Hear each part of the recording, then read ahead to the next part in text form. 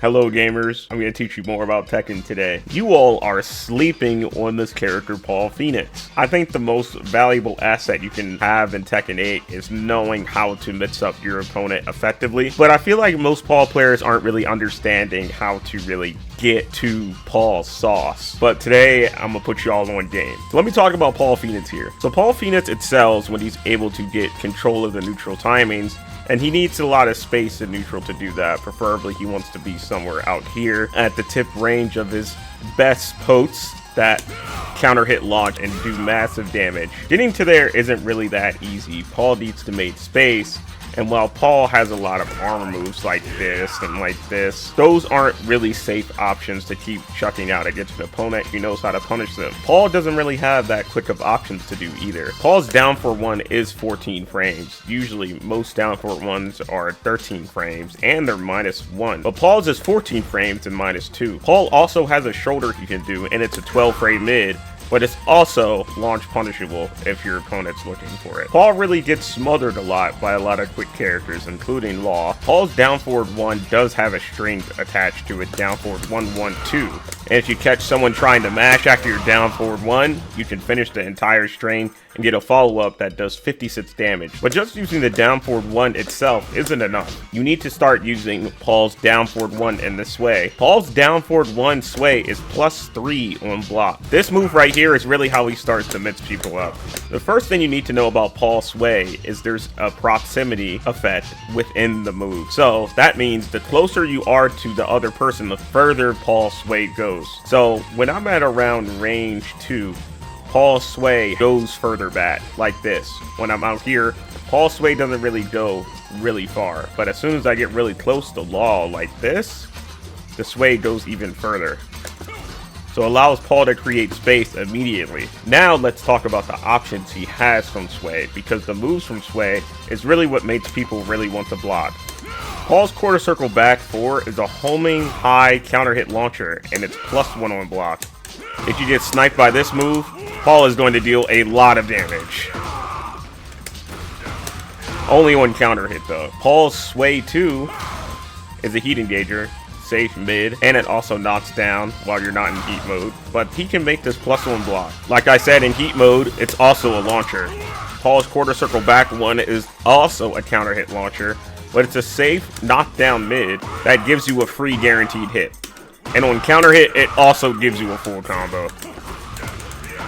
Paul's sway 1+2 is just a normal hit launcher. It's -14, but it's not some crazy evasion with it.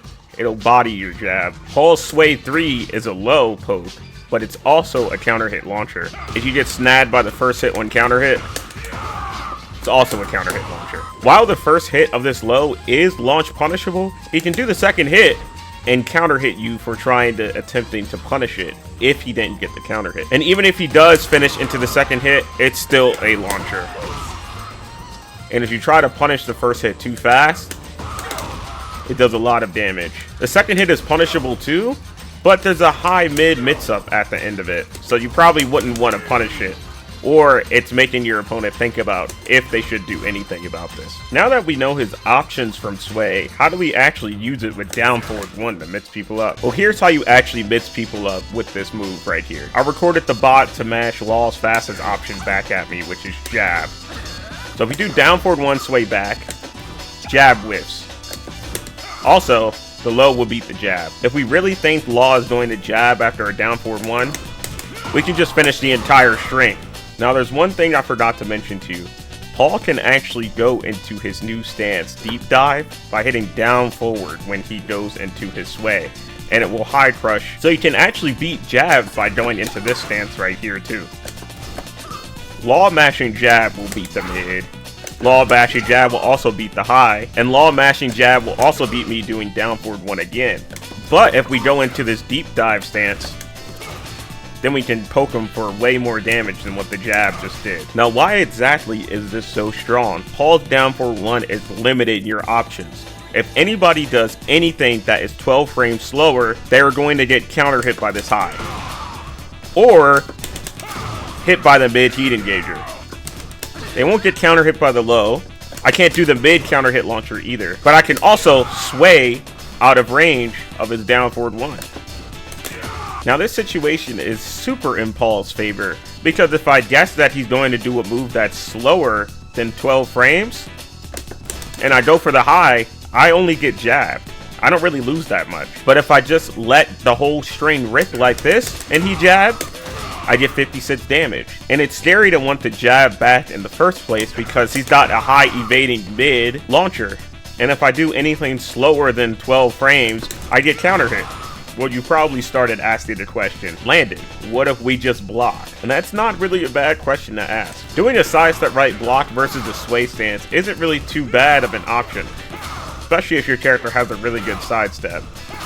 Even sidestep right duck seems to be working pretty well versus the stance. But if a Paul player starts doing stuff like this, it's going to be really hard to move around the stance. If I keep doing this, I'm going to want to mash an option eventually, even though I'm doing sidestep block. There's so many options from that sway that could kill me. And I didn't even mention that the tracking on the move can be super crazy too, depending on which matchup you're in. But sometimes you can step Paul's down forward 1 to the left, and then in some other matchups, it just tracks both ways. So you just have to guess when he had space to do this move. Seems like the most of the counterplay is to just not let him do it. And if someone is really committing to blocking with Paul after you do down forward 1 sway back, he can cancel the sway and just do any other move. I can start up my offense from just doing down forward 1 bad sidestep. If I really know he's going to block, I can just do back 4 after it. And now I'm +4. And then down forward 1 frame traps from the +4, so I can mix it up again. Or I can just go for another low. So while you're not getting nuked by Paul's bigger options, you're slowly dying from like low posts from it. So you're gonna have to make a decision somewhere. And remember how I told you about his new deep dive stance? Paul's got a similar move like his down forward 1, but not sort of the same situation from his deep dive and from while standing. While standing 1-2 is a 2-hit string that leads into a sway. While it doesn't have the same frame data, it's still sort of the same mind game where you need to do something about it or he's going to keep pelting you, because he can just go back in for a low like that. And the low from the deep dive is 0 on hit and only -12. And they buff the damage on this low. Now he can access this move by just doing while in roll dash, down forward, neutral while standing 1-2 back. Or he can just do while standing 1-2 back. But most of the time it's done from the sway like this. Tap down forward, neutral while standing 1-2 back. Now what's crazy about this string is it jails, meaning that I can't parry in between the string, but I can still get counter hit if I mash in between it. So it's 2 hits, mid, plus on block, and I can't parry the second hit. Not only this, if I get counter hit by the second hit, he gets a free heat engager. If that counter hits in heat mode, it's a full launcher.